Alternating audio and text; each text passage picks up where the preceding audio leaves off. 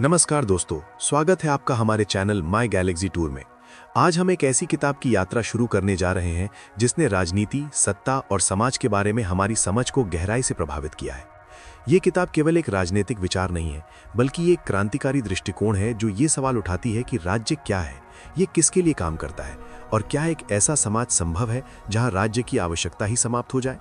इस किताब का नाम है द स्टेट एंड रेवोल्यूशन, जिसे लिखा है व्लादिमीर लेनिन ने। और इस पूरी यात्रा में हम समझेंगे कि राज्य की असली प्रकृति क्या है और कैसे ये सत्ता का एक उपकरण बन जाता है। इसलिए इस पूरी चर्चा को अंत तक जरूर सुनिए, क्योंकि जैसे जैसे हम आगे बढ़ेंगे आपको राजनीति और समाज के बारे में एक बिल्कुल नया नजरिया मिलेगा। दोस्तों, हम सभी एक राज्य में रहते हैं। हम कानूनों का पालन करते हैं, सरकार को देखते हैं और ये मानते हैं कि राज्य हमारे हित के लिए काम करता है। लेकिन क्या ये सच में ऐसा है? यही सवाल लेनिन उठाते हैं। लेनिन कहते हैं कि राज्य कोई तटस्थ संस्था नहीं है, बल्कि ये एक ऐसा उपकरण है जो एक वर्ग द्वारा दूसरे वर्ग पर नियंत्रण बनाए रखने के लिए बनाया गया है। अब सोचिए, अगर समाज में कोई वर्ग भेद ना हो, अगर सभी लोग समान हो, तो क्या राज्य की जरूरत होगी? शायद नहीं, क्योंकि राज्य का मुख्य कार्य ही संघर्ष को नियंत्रित करना है। लेनिन इस विचार को आगे बढ़ाते हुए बताते हैं कि राज्य का जन्म तब हुआ जब समाज में वर्गों का विभाजन हुआ। जब अमीर और गरीब के बीच अंतर पैदा हुआ, तब एक ऐसी शक्ति की जरूरत पड़ी जो इस असमानता को बनाए रख सके। अब यहाँ लेनिन, कार्ल मार्क्स और फ्रीडरिक एंगल्स के विचारों को आधार बनाते हैं, जिन्होंने ये कहा था कि राज्य एक वर्गीय प्रभुत्व का साधन है। लेनिन कहते हैं कि हमें राज्य को समझने के लिए उसकी उत्पत्ति और उसके उद्देश्य को समझना होगा, क्योंकि जब तक हम ये नहीं समझेंगे तब तक हम ये नहीं जान पाएंगे कि इसे कैसे बदला जा सकता है।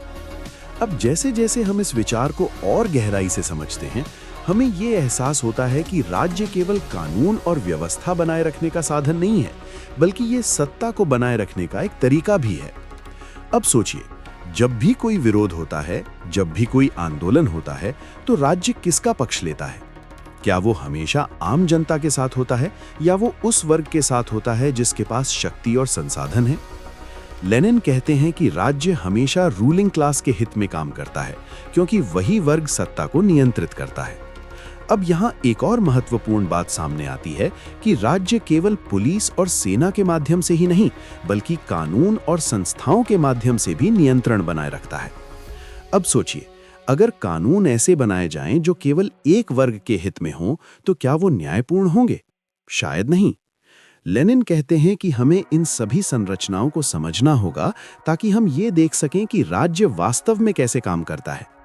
अब जैसे जैसे हम इस विचार को और गहराई से समझते हैं, हमें ये एहसास होता है कि राज्य एक स्थायी संस्था नहीं है, बल्कि ये समय और परिस्थितियों के अनुसार बदलता रहता है।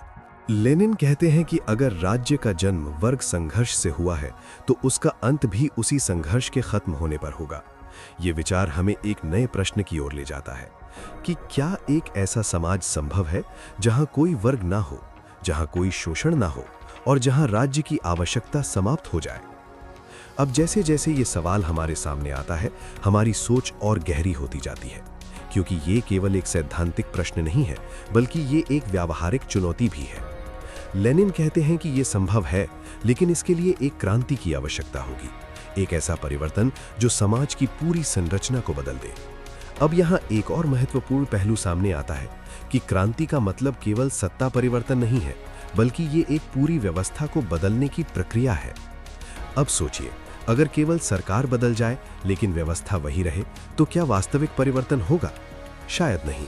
लेनिन कहते हैं कि हमें केवल सत्ता पर कब्जा नहीं करना है, बल्कि हमें उस पूरी संरचना को बदलना है जो असमानता को बनाए रखती है।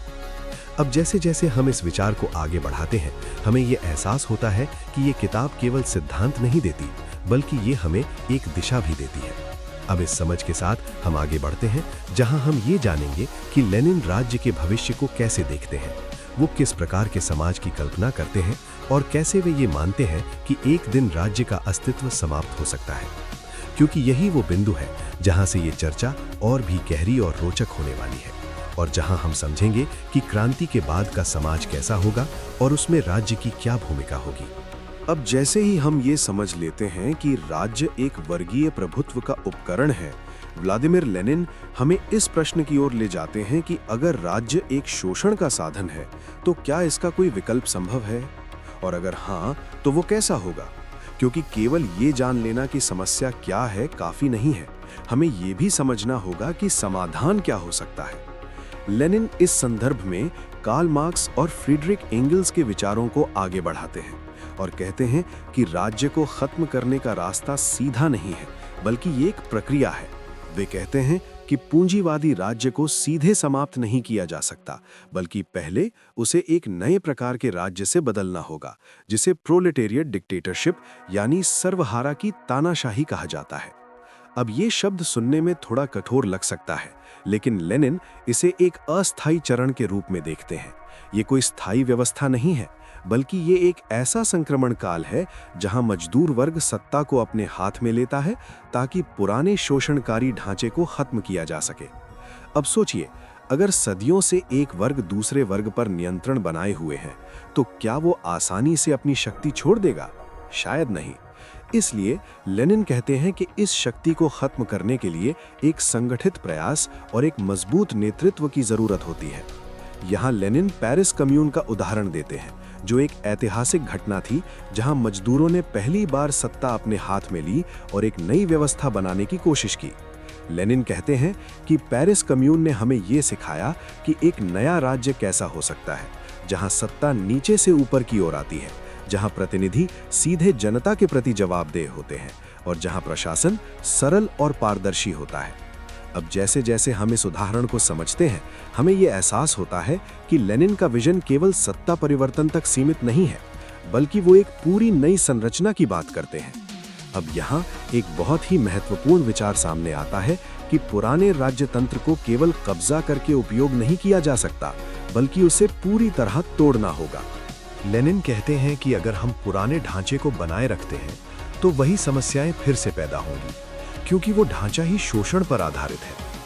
अब सोचिए, अगर आप एक पुराने खराब सिस्टम को बिना बदले उपयोग करते रहें, तो क्या वो सही परिणाम देगा? शायद नहीं। इसलिए लेनिन कहते हैं कि हमें एक नई शुरुआत करनी होगी। अब जैसे जैसे हम इस विचार को और गहराई से समझते हैं, हमें ये एहसास होता है कि ये प्रक्रिया आसान नहीं है, क्योंकि इसमें संघर्ष होगा, विरोध होगा और कई चुनौतियां होंगी। लेकिन लेनिन का मानना है कि ये जरूरी है, क्योंकि बिना इस परिवर्तन के एक न्यायपूर्ण समाज संभव नहीं है। अब यहाँ एक और महत्वपूर्ण पहलू सामने आता है कि इस नए राज्य का उद्देश्य क्या होगा। लेनिन कहते हैं कि इसका मुख्य उद्देश्य होगा वर्गों को समाप्त करना। जब तक वर्ग मौजूद हैं, तब तक राज्य भी मौजूद रहेगा, लेकिन जैसे ही वर्ग समाप्त हो जाएंगे, राज्य की आवश्यकता भी खत्म हो जाएगी। ये विचार हमें एक नए स्तर पर ले जाता है, जहां हम ये समझते हैं कि राज्य कोई स्थायी संस्था नहीं है, बल्कि ये एक अस्थायी व्यवस्था है जो केवल तब तक जरूरी है जब तक समाज में असमानता मौजूद है। अब सोचिए, अगर एक दिन ऐसा आए जब सभी लोग समान हों, जब कोई शोषण ना हो, जब कोई वर्ग ना हो, तो क्या हमें किसी राज्य की जरूरत होगी? शायद नहीं। लेनिन कहते हैं कि यही वो अंतिम लक्ष्य है, जहां राज्य धीरे धीरे समाप्त हो जाएगा और समाज एक स्वशासित व्यवस्था में बदल जाएगा। अब जैसे जैसे ये विचार स्पष्ट होता है, हमें ये समझ में आता है कि ये केवल एक राजनीतिक सिद्धांत नहीं है, बल्कि ये एक पूरी सामाजिक दृष्टि है। अब इस समझ के साथ हम आगे बढ़ते हैं, जहां हम ये जानेंगे कि लेनिन डेमोक्रेसी के बारे में क्या सोचते हैं। क्या वर्तमान लोकतंत्र वास्तव में सभी के लिए समान है, या ये भी किसी विशेष वर्ग के हित में काम करता है? क्योंकि यही वो अगला कदम है जो हमें और गहराई में ले जाएगा और हमें ये समझने में मदद करेगा कि वास्तविक स्वतंत्रता और समानता क्या होती है। अब जैसे ही हम ये समझते हैं कि राज्य को एक संक्रमणकालीन रूप में बदलकर अंततः समाप्त किया जा सकता है, व्लादिमीर लेनिन हमें एक और गहरे और संवेदनशील विषय की ओर ले जाते हैं, और वो है लोकतंत्र यानी डेमोक्रेसी। क्योंकि हम सभी ये मानते हैं कि लोकतंत्र सबसे अच्छी व्यवस्था है, लेकिन लेनिन इस पर एक बिल्कुल अलग दृष्टिकोण प्रस्तुत करते हैं। लेनिन कहते हैं कि हमें यह समझना होगा कि लोकतंत्र भी एक वर्गीय संरचना के भीतर काम करता है और ये पूरी तरह तटस्थ नहीं होता। अब सोचिए, आज हम जिस लोकतंत्र में रहते हैं, क्या उसमें सभी लोगों की शक्ति समान है? क्या एक गरीब और एक अमीर व्यक्ति का प्रभाव समान होता है? शायद नहीं, क्योंकि आर्थिक शक्ति राजनीतिक शक्ति को भी प्रभावित करती है। लेनिन इसीलिए कहते हैं कि वर्तमान लोकतंत्र, जिसे वे बूर्जवा लोकतंत्र कहते हैं, वास्तव में उस वर्ग के हित में काम करता है जिसके पास आर्थिक शक्ति होती है। अब यहाँ एक बहुत ही महत्वपूर्ण बात सामने आती है कि लोकतंत्र का मतलब केवल वोट देना नहीं है, बल्कि असली सवाल ये है कि सत्ता वास्तव में किसके हाथ में है।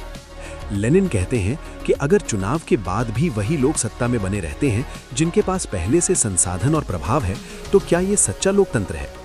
अब जैसे जैसे हम इस विचार को और गहराई से समझते हैं, हमें ये एहसास होता है कि लेनिन लोकतंत्र को पूरी तरह खारिज नहीं करते, बल्कि वे कहते हैं कि हमें एक नए प्रकार के लोकतंत्र की जरूरत है। ये नया लोकतंत्र वो है जिसे वे प्रोलिटेरियन डेमोक्रेसी कहते हैं, जहां सत्ता वास्तव में जनता के हाथ में होती है और जहां निर्णय नीचे से ऊपर की ओर आते हैं। अब सोचिए, अगर हर व्यक्ति सीधे निर्णय प्रक्रिया में शामिल हो सके, अगर हर प्रतिनिधि जनता के प्रति जवाबदेह हो और अगर कोई भी व्यक्ति विशेष अधिकारों का उपयोग न कर सके, तो क्या वो अधिक न्यायपूर्ण व्यवस्था नहीं होगी? लेनिन कहते हैं कि यही वो दिशा है जिसमें हमें आगे बढ़ना चाहिए। अब यहाँ एक और महत्वपूर्ण पहलू सामने आता है कि इस नए लोकतंत्र में ब्यूरोक्रेसी यानी नौकरशाही की भूमिका कम हो जाती है। लेनिन कहते हैं कि ट्रेडिशनल ब्यूरोक्रेसी अक्सर जनता से दूर हो जाती है और वो अपने ही हितों की रक्षा करने लगती है। इसलिए हमें एक ऐसी व्यवस्था बनानी होगी जहां प्रशासन सरल हो, पारदर्शी हो और सीधे जनता से जुड़ा हो। अब जैसे जैसे हम इस विचार को और गहराई से समझते हैं, हमें ये एहसास होता है कि लेनिन का विजन केवल सत्ता के केंद्रीयकरण का नहीं, बल्कि उसे विकेंद्रीयकृत करने का है। अब यहाँ एक और महत्वपूर्ण सवाल उठता है कि क्या ये सब व्यावहारिक है? क्या इतनी बड़ी प्रणाली को इस तरह बदला जा सकता है? लेनिन कहते हैं कि ये आसान नहीं है, लेकिन ये संभव है। अगर जनता संगठित हो, अगर उसके पास स्पष्ट उद्देश्य हो और अगर वो अपने अधिकारों के लिए संघर्ष करने के लिए तैयार हो। अब सोचिए, अगर लोग सच में जागरूक हो जाएं, अगर वे अपने अधिकारों को समझें और अगर वे एक साथ मिलकर काम करें, तो क्या वे अपनी स्थिति को बदल नहीं सकते? अब जैसे जैसे हम इस विचार को आगे बढ़ाते हैं, हमें ये एहसास होता है कि लेनिन का दर्शन केवल राजनीतिक नहीं, बल्कि सामाजिक जागरूकता का भी आह्वान करता है। अब यहाँ एक और महत्वपूर्ण पहलू सामने आता है कि फ्रीडम यानी स्वतंत्रता का असली अर्थ क्या है। लेनिन कहते हैं कि सच्ची स्वतंत्रता केवल कागज पर लिखे अधिकारों में नहीं होती, बल्कि ये इस बात में होती है कि क्या हर व्यक्ति वास्तव में उन अधिकारों का उपयोग कर सकता है।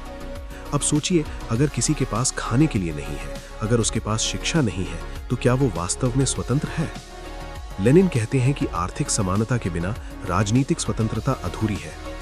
अब जैसे जैसे ये विचार स्पष्ट होता है, हमें ये समझ में आता है कि लेनिन एक ऐसी व्यवस्था की बात कर रहे हैं जहां स्वतंत्रता और समानता दोनों एक साथ हों।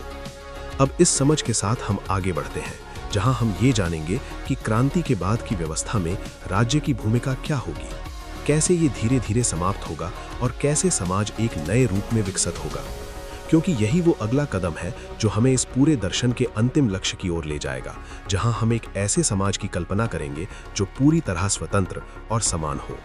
अब जैसे ही हम लोकतंत्र की इस नई समझ तक पहुंचते हैं, व्लादिमीर लेनिन हमें उस सबसे महत्वपूर्ण चरण की ओर ले जाते हैं जो उनके पूरे दर्शन का केंद्र है, और वो है क्रांति के बाद राज्य की भूमिका। क्योंकि ये समझना जरूरी है कि अगर पुराना राज्य खत्म हो जाता है तो उसकी जगह क्या लेता है और वो नई व्यवस्था कैसे काम करती है। लेनिन कहते हैं कि क्रांति के तुरंत बाद राज्य पूरी तरह खत्म नहीं होता, बल्कि वो एक नए रूप में मौजूद रहता है, जिसे वे प्रोलेटेरियन स्टेट कहते हैं, यानी एक ऐसा राज्य जो मजदूर वर्ग के हित में काम करता है। अब यहाँ एक बहुत ही महत्वपूर्ण बात सामने आती है कि ये नया राज्य पुराने राज्य से बिल्कुल अलग होता है, क्योंकि इसका उद्देश्य सत्ता को बनाए रखना नहीं, बल्कि उसे समाप्त करना होता है। अब सोचिए, ये कितना अलग विचार है, एक ऐसा राज्य जो खुद को खत्म करने के लिए काम करता है। लेनिन कहते हैं कि इस नए राज्य का मुख्य कार्य होगा पुराने शोषणकारी ढांचे को पूरी तरह खत्म करना और ये सुनिश्चित करना कि कोई भी वर्ग फिर से सत्ता पर कब्जा ना कर सके। अब जैसे जैसे हम इस विचार को और गहराई से समझते हैं, हमें ये एहसास होता है कि ये एक अस्थायी व्यवस्था है जो केवल तब तक मौजूद रहती है जब तक समाज पूरी तरह समान नहीं हो जाता। अब यहाँ एक और महत्वपूर्ण पहलू सामने आता है कि इस अवस्था में कानून और व्यवस्था की भूमिका भी बदल जाती है। लेनिन कहते हैं कि इस नए समाज में कानून का उद्देश्य लोगों को दबाना नहीं, बल्कि उन्हें मुक्त करना होता है। अब सोचिए, अगर कानून का उपयोग लोगों की स्वतंत्रता बढ़ाने के लिए किया जाए तो समाज कैसा होगा? अब जैसे जैसे हम इस विचार को आगे बढ़ाते हैं, हमें ये एहसास होता है कि इस नए राज्य में सेना और पुलिस जैसी संस्थाओं की भूमिका भी बदल जाती है। लेनिन कहते हैं कि पारंपरिक स्थायी सेना की जगह एक सशस्त्र जनता होनी चाहिए, यानी लोग खुद अपनी सुरक्षा के लिए जिम्मेदार हों। ये विचार हमें ये सिखाता है कि सत्ता का केंद्रीकरण कम होना चाहिए और लोगों को अधिक शक्ति मिलनी चाहिए। अब जैसे जैसे हम इस प्रक्रिया को समझते हैं, हमें ये एहसास होता है कि ये परिवर्तन केवल संरचनात्मक नहीं बल्कि मानसिक भी है। लोगों को भी अपने सोचने का तरीका बदलना होगा, उन्हें जिम्मेदारी लेनी होगी और समाज के निर्माण में सक्रिय भागीदारी करनी होगी। अब यहाँ एक और महत्वपूर्ण सवाल उठता है कि क्या ये प्रक्रिया स्वतः हो जाएगी या इसके लिए किसी दिशा की जरूरत होगी।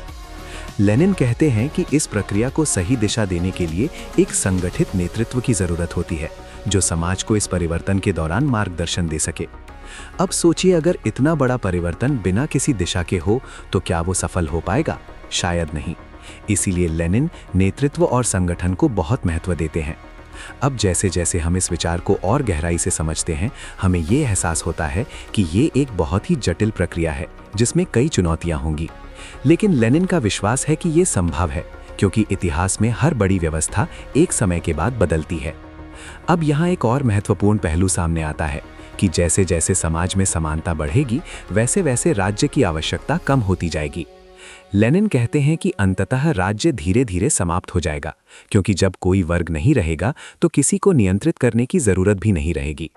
अब सोचिए, अगर एक ऐसा समाज हो जहां सभी लोग समान हो, जहां कोई शोषण ना हो और जहां हर व्यक्ति जिम्मेदारी के साथ जीता हो, तो क्या हमें किसी राज्य की जरूरत होगी? शायद नहीं। अब जैसे जैसे ये विचार स्पष्ट होता है, हमें ये समझ में आता है कि लेनिन का अंतिम लक्ष्य एक ऐसा समाज है जहां राज्य का अस्तित्व ही समाप्त हो जाए। अब इस समझ के साथ हम आगे बढ़ते हैं, जहां हम ये जानेंगे कि इस पूरी प्रक्रिया में क्रांति की भूमिका क्या है, ये कैसे होती है और इसके लिए किन परिस्थितियों की जरूरत होती है, क्योंकि यही वो बिंदु है जहां सिद्धांत और व्यवहार एक दूसरे से मिलते हैं और जहां हमें ये समझ में आता है कि इस विचार को वास्तविकता में कैसे बदला जा सकता है। अब जैसे ही हम ये समझते हैं कि क्रांति के बाद राज्य एक अस्थायी रूप में मौजूद रहता है, व्लादिमीर लेनिन हमें उस सबसे निर्णायक चरण की ओर ले जाते हैं जहां पूरी व्यवस्था का वास्तविक परिवर्तन होता है, और वो है क्रांति यानी रेवोल्यूशन, क्योंकि बिना क्रांति के ये पूरा बदलाव संभव नहीं है। लेनिन कहते हैं कि क्रांति कोई अचानक होने वाली घटना नहीं है, बल्कि ये एक लंबी प्रक्रिया का परिणाम होती है जो समाज के अंदर धीरे धीरे विकसित होती है। अब सोचिए, जब समाज में असमानता बढ़ती जाती है, जब एक वर्ग के पास सारी शक्ति और संसाधन होते हैं और दूसरा वर्ग शोषण का शिकार होता है, तो एक समय ऐसा आता है जब ये असंतुलन अपने चरम पर पहुंच जाता है, और यही वो बिंदु होता है जहां से क्रांति की शुरुआत होती है। लेनिन कहते हैं कि क्रांति केवल आर्थिक कारणों से नहीं होती, बल्कि इसके लिए लोगों की चेतना का जागृत होना भी जरूरी है। अब यहाँ एक बहुत ही महत्वपूर्ण पहलू सामने आता है कि केवल असंतोष काफी नहीं है, लोगों को ये भी समझना होगा कि उनकी स्थिति क्यों है और इसे कैसे बदला जा सकता है। लेनिन इसीलिए संगठन और जागरूकता को बहुत महत्व देते हैं, क्योंकि बिना इसके क्रांति केवल एक असंगठित विरोध बनकर रह जाएगी। अब जैसे जैसे हम इस विचार को और गहराई से समझते हैं, हमें ये एहसास होता है कि क्रांति के लिए 3 चीजें जरूरी हैं। पहला, समाज में गहरा असंतोष, दूसरा, लोगों की जागरूकता, और तीसरा, एक संगठित नेतृत्व। अब सोचिए, अगर इन तीनों में से कोई एक भी चीज ना हो तो क्या क्रांति सफल हो पाएगी? शायद नहीं। अब यहाँ लेनिन ये भी कहते हैं कि रूलिंग क्लास यानी शासक वर्ग कभी भी अपनी शक्ति स्वेच्छा से नहीं छोड़ता, इसलिए परिवर्तन के लिए संघर्ष अनिवार्य है। अब ये संघर्ष केवल विचारों का नहीं, बल्कि कई बार वास्तविक टकराव का भी रूप ले सकता है, क्योंकि सत्ता को बनाए रखने के लिए हर संभव प्रयास किया जाता है।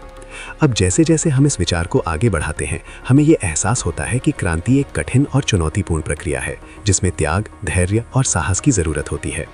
अब यहाँ एक और महत्वपूर्ण सवाल उठता है कि क्या हर समाज में क्रांति संभव है? लेनिन कहते हैं कि क्रांति तभी संभव है जब परिस्थितियां परिपक्व हों, जब लोग तैयार हों और जब नेतृत्व स्पष्ट हो। अब सोचिए, अगर लोग बदलाव के लिए तैयार ना हो या उन्हें सही दिशा ना मिले, तो क्या वे अपनी स्थिति बदल पाएंगे? शायद नहीं। इसीलिए लेनिन कहते हैं कि हमें केवल परिस्थितियों का इंतजार नहीं करना चाहिए, बल्कि हमें लोगों को जागरूक करना चाहिए, उन्हें संगठित करना चाहिए और उन्हें ये समझाना चाहिए कि परिवर्तन संभव है।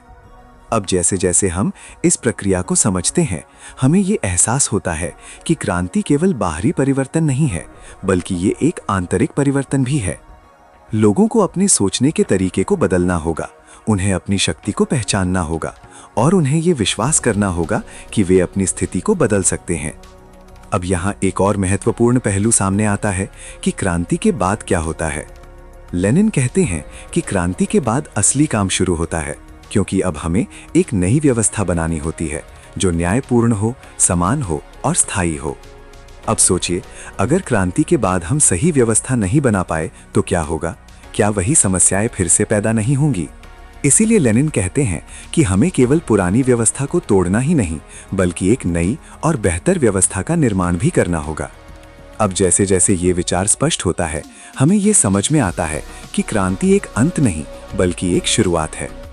अब इस समझ के साथ हम आगे बढ़ते हैं, जहां हम ये जानेंगे कि लेनिन के अनुसार समाज का अंतिम स्वरूप क्या होगा, कैसे राज्य धीरे धीरे समाप्त होगा और कैसे एक ऐसा समाज बनेगा जहां समानता और स्वतंत्रता दोनों एक साथ मौजूद हों, क्योंकि यही वो अंतिम लक्ष्य है जिसकी ओर ये पूरी यात्रा हमें ले जा रही है। अब जैसे ही हम ये समझ लेते हैं कि क्रांति केवल शुरुआत है और उसके बाद एक नई व्यवस्था का निर्माण करना होता है, व्लादिमीर लेनिन हमें उस अंतिम और सबसे गहरे चरण की ओर ले जाते हैं जहां उनका पूरा दर्शन अपने चरम पर पहुंचता है, और वो है एक ऐसा समाज जहां राज्य का अस्तित्व धीरे धीरे समाप्त हो जाता है। लेनिन कहते हैं कि क्रांति के बाद जो नया समाज बनता है वो तुरंत पूर्ण नहीं होता, बल्कि वो एक संक्रमण काल से गुजरता है जहां धीरे धीरे पुराने ढांचे खत्म होते हैं और नई व्यवस्था मजबूत होती है। इस चरण को वे सोशलिज्म के रूप में देखते हैं, जहां उत्पादन के साधन निजी हाथों में नहीं बल्कि समाज के नियंत्रण में होते हैं। अब सोचिए, अगर संसाधन कुछ लोगों के हाथ में ना होकर पूरे समाज के पास हो तो क्या असमानता कम नहीं होगी? लेनिन कहते हैं कि इस अवस्था में अभी भी कुछ हद तक राज्य मौजूद रहता है, क्योंकि समाज पूरी तरह समान नहीं हुआ होता और कुछ नियमों और नियंत्रण की आवश्यकता बनी रहती है। लेकिन जैसे जैसे समानता बढ़ती है और वर्गों का अंतर कम होता जाता है, वैसे वैसे राज्य की भूमिका भी कम होती जाती है। अब यहाँ एक बहुत ही महत्वपूर्ण विचार सामने आता है जिसे एंगल्स ने withering away of the state कहा था। इसका मतलब है कि राज्य अचानक समाप्त नहीं होता, बल्कि धीरे धीरे उसकी आवश्यकता खत्म हो जाती है और वो अपने आप समाप्त हो जाता है। अब सोचिए, अगर समाज में कोई वर्ग ना हो, कोई शोषण ना हो और सभी लोग समान हो, तो क्या हमें किसी नियंत्रण की जरूरत होगी? शायद नहीं। लेनिन कहते हैं कि यही वो अंतिम अवस्था है जिसे कम्युनिज्म कहा जाता है, जहां समाज पूरी तरह वर्ग विहीन होता है और जहां हर व्यक्ति अपनी क्षमता के अनुसार काम करता है और अपनी ज़रूरत के अनुसार प्राप्त करता है। ये एक ऐसा समाज है जहां स्वतंत्रता और समानता दोनों अपने पूर्ण रूप में मौजूद होते हैं। अब जैसे जैसे हम इस विचार को और गहराई से समझते हैं, हमें ये एहसास होता है कि ये केवल एक राजनीतिक लक्ष्य नहीं, बल्कि एक मानवीय आदर्श है। अब यहाँ एक और महत्वपूर्ण पहलू सामने आता है कि इस अवस्था तक पहुँचने के लिए लोगों को भी बदलना होगा। लोगों को अपने व्यवहार को बदलना होगा, उन्हें सहयोग करना सीखना होगा और उन्हें समाज के हित को अपने व्यक्तिगत हित से ऊपर रखना होगा। अब सोचिए, अगर लोग खुद जिम्मेदारी लेने लगे, अगर वे एक दूसरे की मदद करें और अगर वे मिलकर समाज का निर्माण करें, तो क्या एक बेहतर दुनिया संभव नहीं होगी? लेनिन कहते हैं कि यही वो दिशा है जिसमें हमें आगे बढ़ना चाहिए। अब जैसे जैसे हम इस पूरी प्रक्रिया को समझते हैं, हमें ये एहसास होता है कि ये एक लंबी यात्रा है जिसमें कई चुनौतियां होंगी, लेकिन ये संभव है। अब यहाँ एक और महत्वपूर्ण सवाल उठता है कि क्या ये आदर्श केवल एक कल्पना है या इसे वास्तविकता में बदला जा सकता है? लेनिन का मानना है कि ये संभव है अगर हम सही दिशा में प्रयास करें, अगर हम अपने समाज को समझें और अगर हम संगठित होकर काम करें। अब जैसे जैसे ये विचार स्पष्ट होता है, हमें ये समझ में आता है कि ये दर्शन हमें केवल वर्तमान को समझने में मदद नहीं करता, बल्कि हमें भविष्य की एक झलक भी देता है।